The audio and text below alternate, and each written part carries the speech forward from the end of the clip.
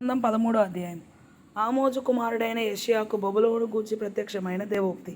జనులు ప్రధానుల ద్వారములలో ప్రవేశించుటకు చెట్లు లేని కొండ మీద ధ్వజము నిలువబెట్టుడి. ఎలుగెత్తి వారిని పిలువుడి, సన్య చేయుడి.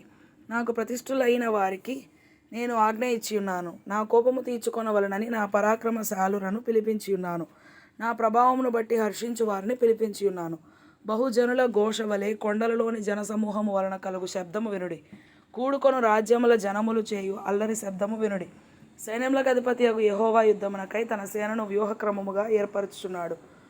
సర్వలోకమును పాడు చేయుటకై ఆయన దూరదేశము నుండి ఆకాశ దిగంతముల నుండి యెహోవాయును ఆయన క్రోధము తీర్చు ఆయుధములను వచ్చుచున్నారు.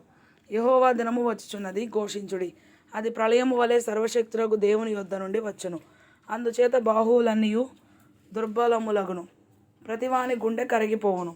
జనులు విభ్రాంతి నొందుదురు, వేదనలు దుఃఖములు వారికి కలుగును. ప్రసవ వేదన పడుదాని వలె వారు వేదన పడెదరు. ఒకరినొకరు తేరి చూతురు, వారి ముఖములు జ్వాలల వలె ఎర్రబారును.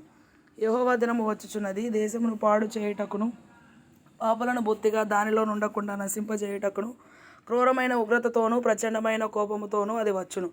ఆకాశ నక్షత్రములను నక్షత్ర రాశులను తమ వెలుగు ప్రకాశింపనీయవు. ఉదయకాలమున సూర్యుని చీకటి కమ్మును, చంద్రుడు ప్రకాశింపడు. లోకుల చెడుతనమును బట్టియు దుష్టుల దోషమును బట్టియు నేను వారిని శిక్షింపబోచున్నాను. అహంకారుల అతిశయమును మాన్పించెదను, బలాత్కారుల గర్వమును అణిచివేసెదను. బంగారు కంటే మనుషులను, ఓఫీరు దేశము సువర్ణము కంటే నరులను అరుదుగా చేసెదను. సైన్యములకు అధిపతియగు యెహోవా ఉగ్రతకును ఆయన కోపాగ్ని దినమునకును ఆకాశము వణకునట్లును భూమి తన స్థానము తప్పునట్లును నేను చేసెదను. అప్పుడు తరుమబడుచున్న జింక వలెను, పోగు చేయని గొర్రెల వలెను జనులు తమ తమ స్వజనుల తట్టు తిరుగుదురు, తమ తమ స్వదేశములకు పారిపోవుదురు. పట్టబడిన ప్రతివాడును కత్తివాత కూలును, తరిమి పట్టబడిన ప్రతివాడును కత్తివాత కూలును.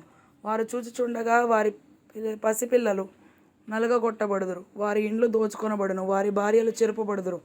వారి మీద పడుటకు నేను మాదీలను రేపెదను. వీరు వెండిని లక్ష్యము చేయరు, సువర్ణము కూడా వారికి రమ్యమైనది కాదు. వారి ఇండ్లు యవనస్తులను నలుగగొట్టును, గర్భఫలమందు వారు జాలిపడరు, పిల్లలను చూచి కరుణింపరు.